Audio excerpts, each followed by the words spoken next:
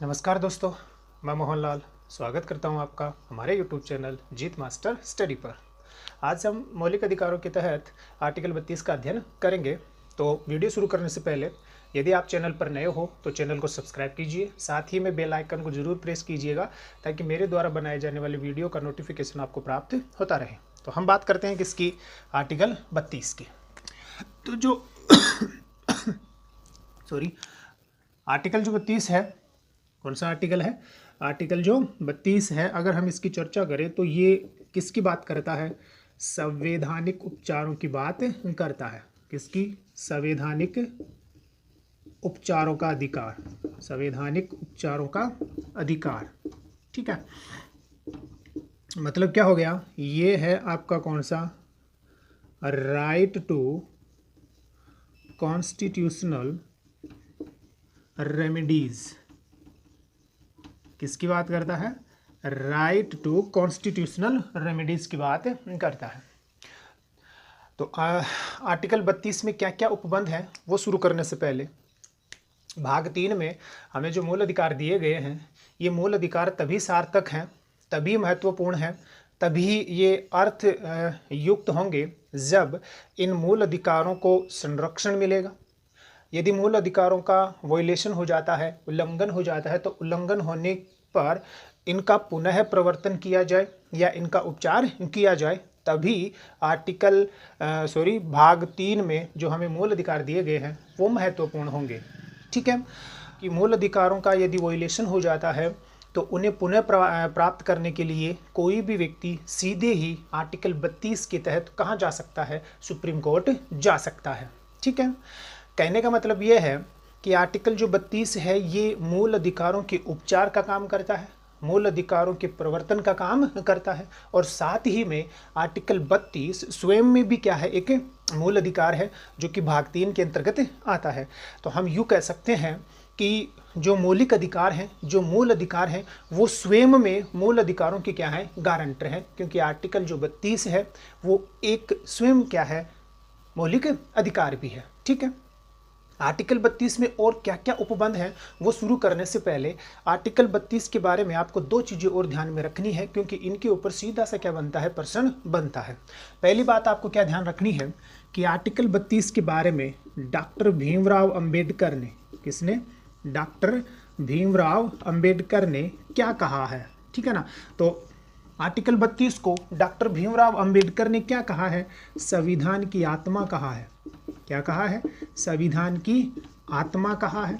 ठीक है ना, या हम यूँ कहें कि संविधान की क्या कहा है? चेतना कहा है, या यूँ कह सकते हैं हम कि संविधान का क्या कहा है? हृदय कहा है। किसने कहा है? भीमराव अंबेडकर ने। तो एक तो ये बात आपको क्या करनी है? ध्यान रखनी है, क्योंकि एक सीधा सा प्रश्न यहाँ पर बनता है। ठीक, दूसरा आर्टिकल 32 जो है ना, ये आर्टिकल 32 भारतीय संविधान की आधारभूत विशेषता है। आधारभूत विशेषता का मतलब ये हो गया कि आर्टिकल जो 32 है ये भारतीय संविधान का बेसिक स्ट्रक्चर है, मूल ढांचा है। इसे संविधान संशोधन के द्वारा क्या नहीं किया जा सकता? हटाया नहीं जा सकता। ये किसने कहा है? ये सर्वोच्च न्यायालय ने कहा है। ये किसने कहा है? सर्वोच्च न्यायालय ने कहा है। तो कब कहा है? तो एक विवाद आया था जिसका नाम था कौन सा? भारतीय उर्वरक। कौन सा आया था? भारतीय उर्वरक निगम बनाम, भारतीय उर्वरक निगम बनाम भारत संघवाद। कौन सा था? भारत संघवाद।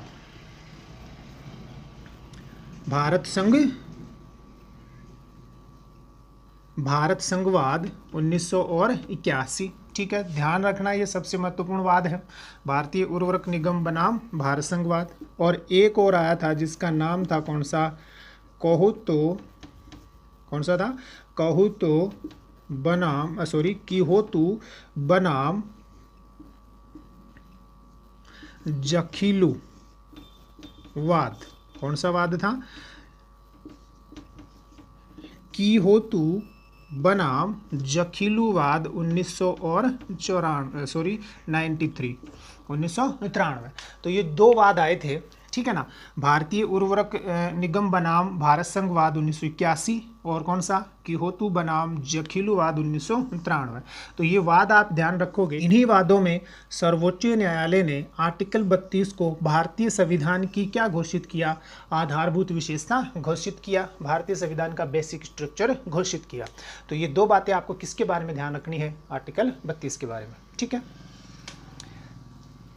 अब हम बात करते हैं कि आर्टिकल 32 में कौन कौन से और उपबंध हैं। तो एक बार आप इसका स्क्रीनशॉट ले लीजिए। आर्टिकल 32 का क्लोज नंबर 1 ये कहता है कि यदि मूल अधिकारों का, किसी भी व्यक्ति के मूल अधिकारों का, यदि मूल अधिकारों का वोलेशन हो जाता है, उल्लंघन हो जाता है, या उनका अतिक्रमण हो जाता है, क्या हो जाता है, अतिक्रमण हो जाता है, ठीक है ना। तो यदि एफआर का उल्लंघन हो जाता है, ठीक है, तो उल्लंघन होने पर व्यक्ति सीधे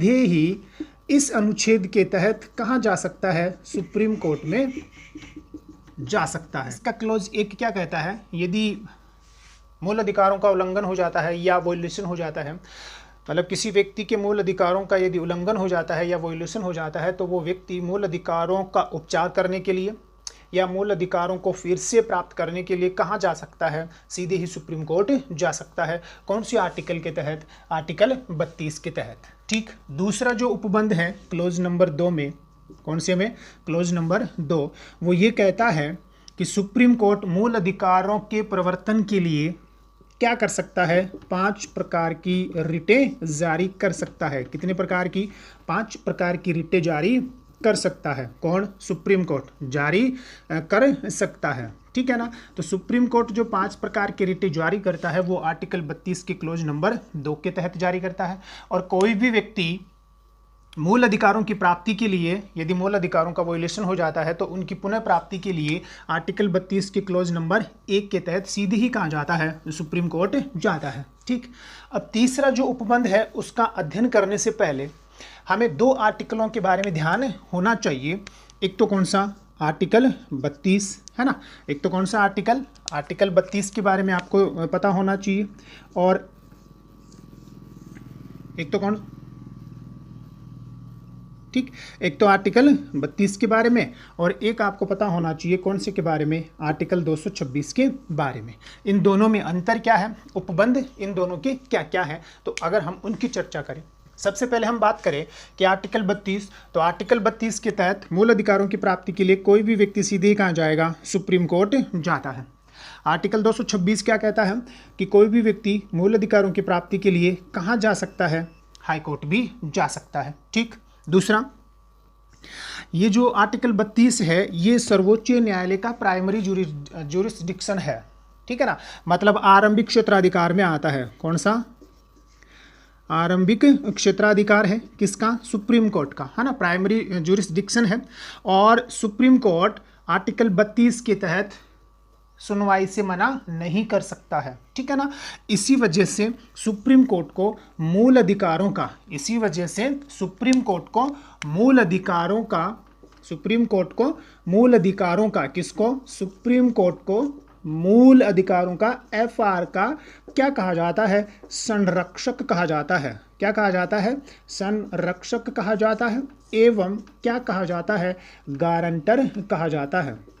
क्या कहा जाता है, संरक्षक एवं गारंटर कहा जाता है, क्योंकि सुप्रीम कोर्ट आर्टिकल 32 के तहत सुनवाई से क्या नहीं कर सकता, मना नहीं कर सकता है, ठीक है। तो एक बात तो आपको ये ध्यान रखनी है। तो आर्टिकल 32 में क्या हुआ कि सीधे ही कोई भी व्यक्ति जिसके मूल अधिकारों का वोल्यूशन हुआ है वो सुप्रीम कोर्ट जा सकता है। सुप्रीम कोर्ट का ये आरंभिक क्षेत्राधिकार है, सुप्रीम कोर्ट सुनवाई से क्या नहीं कर सकता, मना नहीं कर सकता, किसमें, आर्टिकल 32 के तहत, ठीक। इधर आए हम, तो आर्टिकल 226, कोई भी व्यक्ति मूल अधिकारों के प्रवर्तन के लिए, मूल अधिकारों का उपचार करने के लिए कहाँ जा सकता है, हाई कोर्ट जा सकता है, ठीक।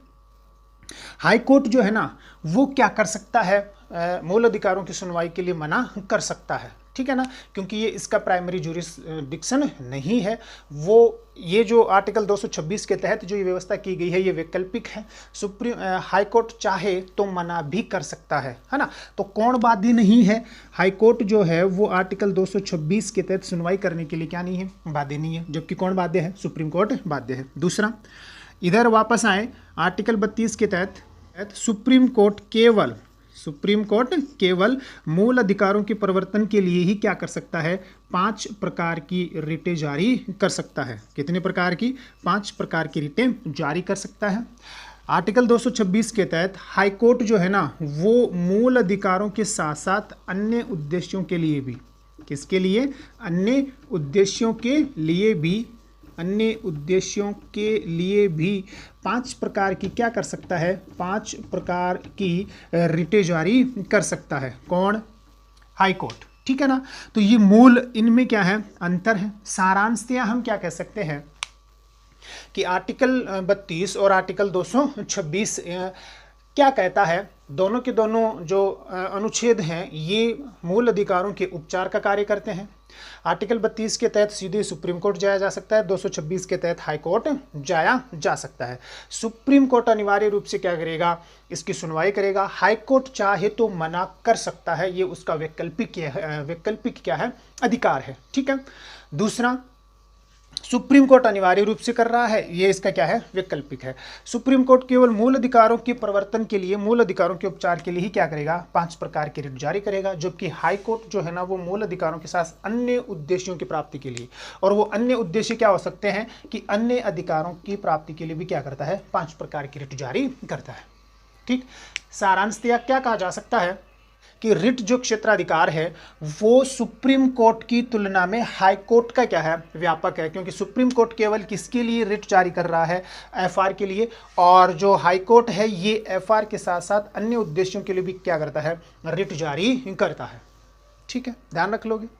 अब यहाँ प्रश्न ये खड़ा होता है कि क्या रिट जारी करने का अधिकार जो है ना वो सुप्रीम कोर्ट आर्टिकल 32 के तहत और क्या हाई कोर्ट आर्टिकल 226 के तहत, मतलब क्या इन दोनों को ही, सुप्रीम कोर्ट और हाई कोर्ट को ही रिट जारी करने का अधिकार है? क्या अन्य न्यायालयों को रिट जारी करने का अधिकार है? नहीं है। तो जैसा कि हमने आपको क्या बताया, आर्टिकल 32 में 2 क्लोज बताए, क्लोज नंबर 1 और क्लोज नंबर 2। अब आपको यह ध्यान रखना है कि आर्टिकल 32 का क्लोज नंबर 3, कौन सा, आर्टिकल 32 का क्लोज नंबर 3, ये क्या कहता है, ये कहता है कि संसद, कौन, संसद विधि बनाकर, क्या बनाकर, विधि बनाकर अन्य किसी न्यायालय को भी क्या कर सकती है, रिट जारी करने का अधिकार दे सकती है। ये बात कौन से आर्टिकल के क्लोज 3 में कही गई है, आर्टिकल 32 के क्लोज 3 में कही गई है कि संसद विधि बनाकर अन्य न्यायालय को भी क्या कर सकती है, रिट जारी करने का अधिकार दे सकती है, ठीक है। तो हम क्या कह सकते हैं कि वर्तमान में अगर हम देखें तो सुप्रीम कोर्ट 5 प्रकार की रिट जारी कर सकता है, हाई कोर्ट भी 5 प्रकार की रिट जारी कर सकता है, दोनों के पास ये अधिकार मौजूद है। लेकिन यदि जरूरत पड़ती है तो इन दोनों के अलावा अन्य कोई न्यायालय भी जिसे संसद प्राधिकृत करती है वो भी क्या कर सकता है, रिट जारी कर सकता है, ठीक है, ध्यान रख लोगे ना। तो ये आपका क्या हो जाएगा, आर्टिकल 32 हो जाएगा। अब हम बात करेंगे कि ये जो 5 प्रकार की रिट हैं ये कौन कौन सी हैं, ये 5 प्रकार की जो रिट जारी की जाती हैं ये कौन कौन सी हैं, ठीक है। तो आप इसका क्या कर लीजिए, स्क्रीनशॉट ले लीजिए। रिटें, 5 प्रकार की रिटें तो कौन कौन सी है, तो देखो जरा, पहली जो रिट है उसका तो नाम क्या है, हेबियस कार्पस, क्या नाम है, हेबियस कार्पस है, ठीक। दूसरी जो रिट है उसका नाम है कौन सा, मेंडामस, कौन सी है, मेंडामस है। तीसरी जो रिट है वो है कौन सी, प्रोहिबिशन, कौन सी है, प्रोहिबिशन। चौथी जो है वो कौन सी है, वो है आपकी कौन सी, सर्टियोरी, ठीक है। और लास्ट जो है ना वो आपकी है कौन सी, क्यू वारंटो, कौन सी है, क्यू वारंटो। तो ये 5 प्रकार की क्या है, रिट है, ठीक है ना। तो पहली जो रिट है वो कौन सी है, हेबियस कार्पस, इसका मतलब क्या होता है, बंदी प्रत्यक्षीकरण, कौन सी रिट है, बंदी प्रत्यक्षीकरण है, ठीक है। दूसरी जो रिट है वो कौन सी, मेंडामस, ये क्या है, प्रमादेश, क्या है, प्रमादेश है। ठीक, तीसरी जो है ना वो कौन सी, प्रोहिबिशन मतलब प्रतिषेध, कौन सी है, प्रतिषेध। ठीक, और जो सर्टियोरी है इसका मतलब होता है कौन सी, उत्प्रेषण। और लास्ट है आपकी कौन सी, क्यू वारंटो, तो इसका मतलब क्या होता है, अधिकार प्रच्छा। कौन सी रिट है, अधिकार प्रच्छा। तो ये 5 प्रकार की क्या है, रिट है। अब इनके तहत होता क्या है, इनका मतलब क्या है, ठीक है ना, तो हम उसकी क्या करते हैं, तो चर्चा करते हैं। सबसे पहले बात करें किसकी, हेबियस कार्पस की बात करें, बंदी प्रत्यक्षीकरण की। तो इसका जो शाब्दिक अर्थ है, एक तो इसी पर प्रश्न बनता है, तो शाब्दिक अर्थ होता है प्रस्तुत किया जाए। क्या होता है, प्रस्तुत किया जाए। ठीक, ये तो इसका क्या है, शाब्दिक अर्थ है। किसको प्रस्तुत किया जाए, तो जब किसी व्यक्ति को गैर कानूनी तौर पर बंदी बना लिया जाता है, जब किसी व्यक्ति को गैर कानूनी तौर पर बंदी बना लिया जाता है, तो उस व्यक्ति की रिहाई के लिए सुप्रीम कोर्ट या हाई कोर्ट जो रिट जारी करता है, उसी का नाम क्या है, बंदी प्रत्यक्षीकरण है। ठीक है, तो ध्यान रख लोगे, बंदी प्रत्यक्षीकरण। बंदी प्रत्यक्षीकरण किसके खिलाफ जारी किया जाता है, तो ध्यान रखना कि बंदी प्रत्यक्षीकरण जो है ना वो निजी व्यक्तियों के खिलाफ भी जारी होती है, और ये किसके खिलाफ जारी होती है, ये सार्वजनिक जो व्यक्ति होता है, सार्वजनिक जो प्राधिकारी होता है के खिलाफ भी क्या होता है, जारी होता है। कौन सा, बंदी प्रत्यक्षीकरण। कब जारी नहीं होता, तो बंदी प्रत्यक्षीकरण तब जारी नहीं होगा जब जो हिरासत में लिया गया व्यक्ति है वो कानून सम्मत है, या जब किसी व्यक्ति को विधानमंडल की अवमानना या न्यायालय की अवमानना के लिए क्या किया गया हो, हिरासत में रखा गया हो, तब क्या जारी नहीं होता, बंदी प्रत्यक्षीकरण जारी नहीं होता। तो बंदी प्रत्यक्षीकरण के बारे में आपको क्या ध्यान रखना है कि शाब्दिक अर्थ तो क्या होता है, प्रस्तुत किया जाए। कब ये जारी करता है सुप्रीम कोर्ट, हाई कोर्ट, जब किसी व्यक्ति को गैर कानूनी तौर पर क्या कर लिया जाता है, बंदी बना लिया जाता है, तो उसकी रिहाई के लिए जो रिट जारी होती है वो कौन सा होता है, बंदी प्रत्यक्षीकरण। किसके खिलाफ जारी होता है, तो निजी और सार्वजनिक दोनों ही व्यक्तियों के खिलाफ ये क्या होता है, जारी होता है। ठीक, किसके खिलाफ जारी नहीं होगा, तो अगर न्याय मतलब कानूनी तौर पर अगर बंदी बनाया गया है, विधानमंडल या न्यायालय की अवमानना के लिए क्या किया गया है, हिरासत में लिया गया है, तब क्या नहीं होगा, आपका बंदी प्रत्यक्षीकरण जारी नहीं होगा। ठीक, दूसरी रिट की बात करें हैं वो कौन सी है, मेंडामस। मेंडामस का शाब्दिक होता है अर्थ होता है हम आदेश देते हैं। सीधा सा प्रश्न बनता है अभी, क्या होता है, हम आदेश देते हैं। ठीक है ना, तो हम आदेश देते हैं, ये तो इसका क्या हो गया, शाब्दिक अर्थ हो गया किसका, मेंडामस का। तो किसको आदेश देते हैं, तो इसके बारे में आपको ध्यान रखना है कि मेंडामस जो है ना ये केवल, ध्यान से देखना, मेंडामस केवल सार्वजनिक, केवल कौन है, सार्वजनिक प्राधिकारी। कौन सा है, केवल सार्वजनिक प्राधिकारियों के खिलाफ ही जारी होता है, के खिलाफ ही क्या होता है, जारी होता है। तो केवल शब्द से यहाँ जुड़ चुका है, केवल किसके खिलाफ जारी होता है, सार्वजनिक प्राधिकारियों के खिलाफ ही क्या होता है, मेंडामस जारी होता है। ठीक, तो सार्वजनिक प्राधिकारियों में कौन है, तो संपूर्ण सरकारी सिस्टम जो है ना वो सार्वजनिक प्राधिकारी है, या हम यूँ कहें कि जो राज्य है और राज्यों के अंतर्गत आने वाले जितने भी उपक्रम है वो सभी किसमें शामिल हैं, सार्वजनिक प्राधिकारी के अंतर्गत आ जाते हैं। ठीक है, किसके खिलाफ जारी नहीं होगा, तो जो निजी व्यक्ति हैं, जो गैर कानूनी गैर संवैधानिक जो संस्थान है ना, उनके खिलाफ क्या नहीं होता, मेंडामस जारी नहीं होता।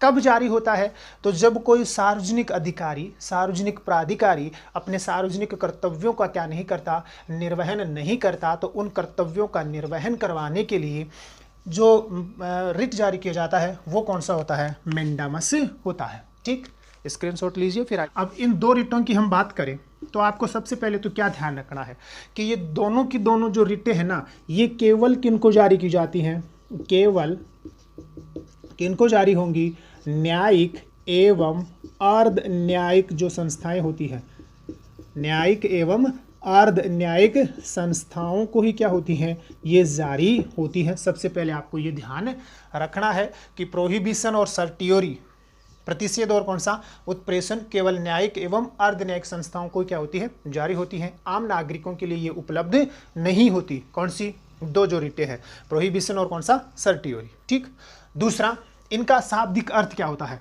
तो प्रोहिबिशन का जो शाब्दिक अर्थ होता है वो होता है रोकना।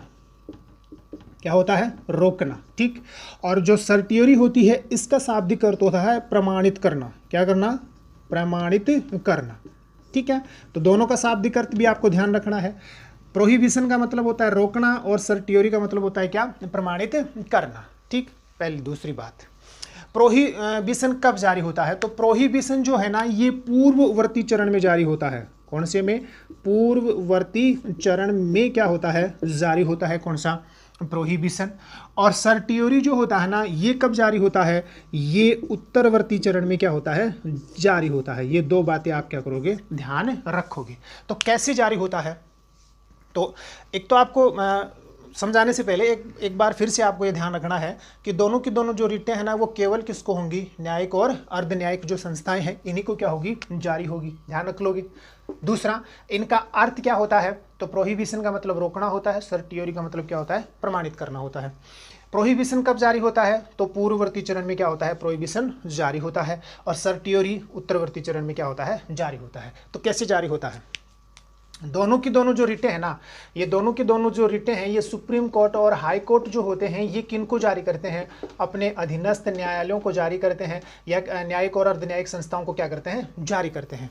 तो ये जो प्रोहिबिशन है ये कब जारी किया जाता है, जब किसी अधीनस्थ न्यायालय में कोई वाद आता है और उस वाद का निर्णय बाहर नहीं आता, तो उस वाद के निर्णय को बाहर आने से रोकने के लिए, उसे प्रिवेंटिव करने के लिए क्या किया जाता है, प्रोहिबिशन जारी किया जाता है। तभी कहा जाता है कि ये कौन सी चरण में जारी होती है, पूर्ववर्ती चरण में, आरंभिक चरण में जारी होती है। ठीक, सर्टियोरी, तो जब किसी अधीनस्थ न्यायालय में कोई वाद आता है और उस वाद का जो निर्णय है वो अधीनस्थ न्यायालय ने क्या कर दिया, सुना दिया, और वो जो वाद है वो प्राकृतिक न्याय सिद्धांतों के क्या है, खिलाफ है, तब उस न्याय के प्रभाव को कम करने के लिए, उस न्याय के प्रभाव को समाप्त करने के लिए, या उस अधीनस्थ न्यायालय के जजमेंट के निर्णय के प्रभाव को समाप्त करने के लिए क्या किया जाता है, क्या किया जाता है, सर्टियोरी जारी की जाती है। उत्तरवर्ती चरण में तभी बोला जाता है कि ये उत्तरवर्ती चरण में क्या होता है, जारी होता है। ठीक है, तो दोनों रिटें आपको समझ में आ गई। लास्ट जो आपकी रिट है वो है कौन सी, कौन सी है, क्यू वारंटो। कौन सी है, क्यू वारंटो। ठीक, तो जो क्यू वारंटो है इसका मतलब होता है अधिकार परीक्षा। कौन सा रिट है ये है आपका कौन सा, अधिकार परीक्षा। ठीक, तो आपको इसके बारे में क्या ध्यान रखना है, अधिकार परीक्षा के बारे में, कि एक तो इसका शाब्दिक अर्थ क्या होता है, तो शाब्दिक अर्थ होता है मतलब अधिकार जो परीक्षा है, इसका मतलब ये हो गया कि ये भी जो रिट है ना ये केवल किनको जारी की जाती है, वही सार्वजनिक प्राधिकारियों को क्या की जाती है, जारी की जाती है। किनको, सार्वजनिक प्राधिकारी को ही क्या होती है, जारी होती है। कब जारी होती है, जब कोई व्यक्ति किसी पद पर कार्यरत होता है, सार्वजनिक पद पर, और उसके पास जो है ना उस पद के लिए निर्धारित योग्यताएं नहीं है, तब सुप्रीम कोर्ट कौन सा रिट जारी करके, अधिकार परीक्षा रिट जारी करके उस व्यक्ति से ये पूछता है कि आप कौन से हैसियत से इस पद पर कार्य कर रहे हो। ठीक है, तो वो जो रिट होता है वो आपका कौन सा होता है, क्यू वारंटो होता है। ठीक है, तो आर्टिकल 32 और आर्टिकल 32 के तहत जितने भी ये रिट जारी की जाती हैं वो आपकी क्या है, कंप्लीट है। मुझे उम्मीद है कि आपको ये ज़रूर क्या होगा, समझ में आया होगा। तो आपसे रिक्वेस्ट है कि आप वीडियो को ज़्यादा से ज़्यादा शेयर कीजिए, लाइक कीजिए, और चैनल को यदि सब्सक्राइब नहीं किया है तो सब्सक्राइब भी कर लीजिए। साथ ही में बेल आइकन को भी क्या कर दीजिए, प्रेस कर दीजिए, ताकि मेरे द्वारा बनाए जाने वाले वीडियो का नोटिफिकेशन आपको प्राप्त होता रहे। धन्यवाद।